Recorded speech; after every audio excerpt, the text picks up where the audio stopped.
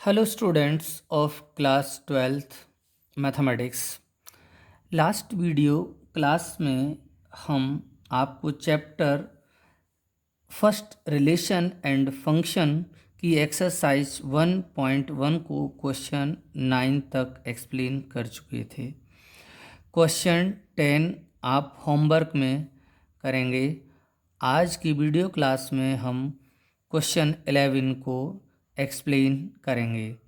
Question 11 यहाँ पर given है, show that the relation are in the set A of points in a plane given by R equal to ordered pair में P, Q दे रखा है such that distance of the point P from the origin is same as the distance of the point Q from the origin is an equivalence relation।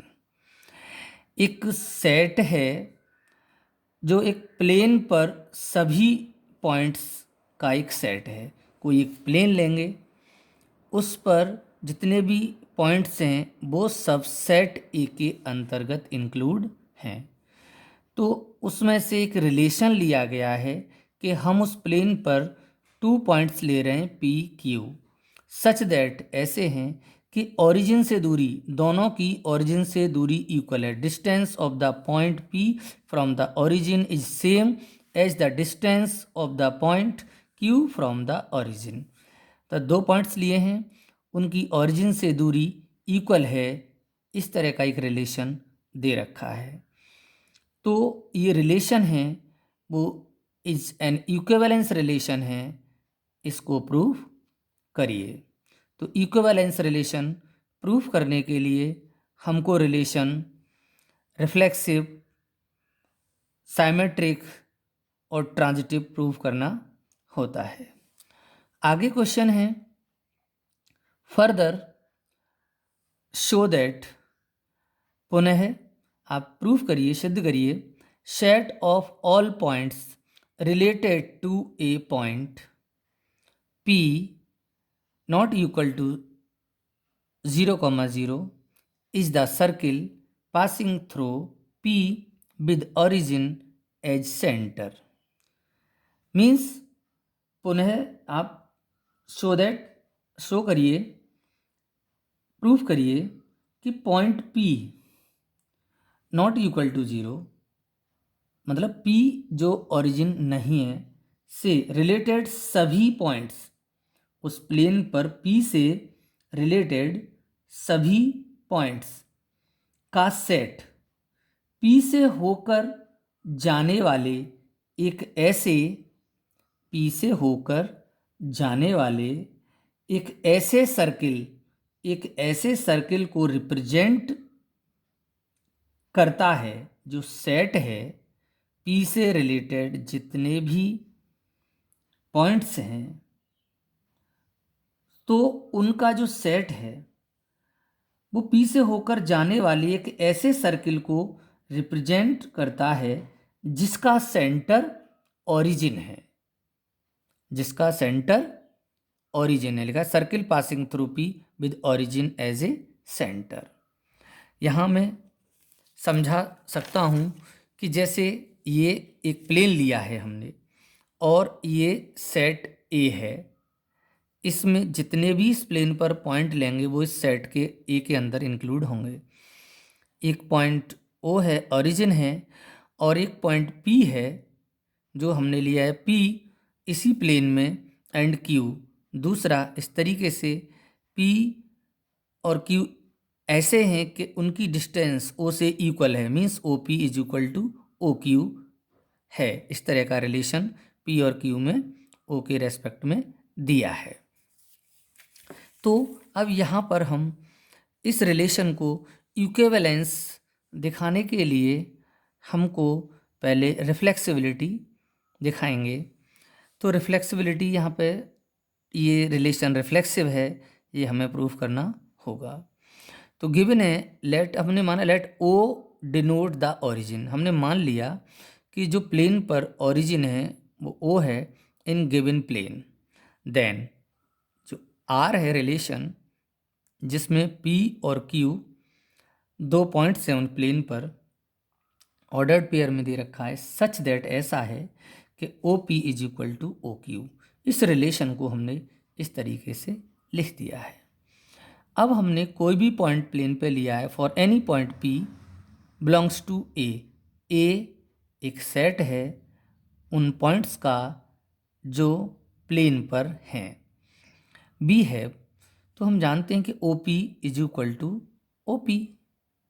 किसी point की P की यहाँ दिखा रहे हैं हम प्लेन पे कि ओ पी के इक्वल होगा। चूँकि पी खुद से रिलेटेड है, रिफ्लेक्सिबिलिटी में every element of set A related to itself. Reflexive के लिए डेफिनेशन है कि एवरी एलिमेंट, तो पी यहाँ पे एक एलिमेंट पॉइंट है तो एलिमेंट है, every element of set A related to itself. तो O P is equal to O P, मैंने यहाँ लिखा है O P is equal to O P, यहाँ लिख के भी दिखाया है। Since the distance of point P from the origin is always the same as the distance of the same point P from the origin, इसलिए P comma P belongs to R implies जब O P equal to O P तो P comma P belongs to R इस relation को belong करेगा। Thus P comma P belongs to R for each P belongs to set A, so R is reflexive. So every element related to itself यदि है condition तो वो relation reflexive कहलाता है। Symmetry check करें हमने माना कि उस प्लेन पर P एंड Q 2 पॉइंट्स हैं, भी 2 पॉइंट्स हैं इन सेट A। इस प्लेन पर P और Q, जो हमने प्लेन लिया था इस पर P और Q 2 पॉइंट्स हैं, सच दैट ऐसे हैं कि P और Q बिलोंग्स टू R, इस रिलेशन को बिलोंग कर रहे हैं। जब इस रिलेशन को बिलोंग कर रहे हैं तो implies O P is equal to O Q होगा। जब O P is equal to O Q है तो इसे O Q is equal to O P भी लिख सकते हैं।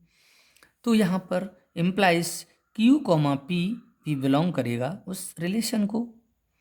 सो this P comma Q belongs to R implies, हमें देखा गया कि क्यू कॉमा पी भी belongs to R for each P and Q belongs to A. So therefore R is symmetric relation, क्योंकि पी से क्यू में जो रिलेशन है वही रिलेशन क्यू टू पी में पाया गया है, तो अतः ये रिलेशन साइमेट्रिक है। अब ट्रांजिटिविटी हम चेक करेंगे। हमने सपोज किया कि 3 पॉइंट्स लिए हैं, हमने सेट ए पर 3 पॉइंट्स लिए हैं जो प्लेन दिया है। Let P Q and S be the 3 points in set A such that, कैसा दिया है कि लेट किया है कि P Q belongs to R और Q S belongs to R. हमें 3 पॉइंट्स दे रखे हैं, पी क्यू एस भी 3 पॉइंट्स हैं इन सेट ए के, सच दैट ऐसे दे रखे हैं कि P comma Q belongs to R and Q comma S belongs to are.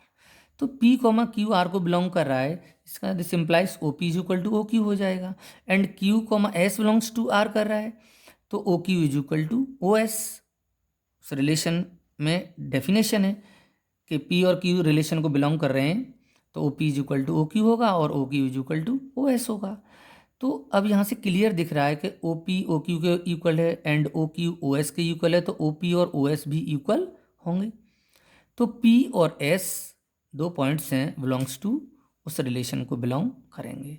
Therefore R is transitive relation.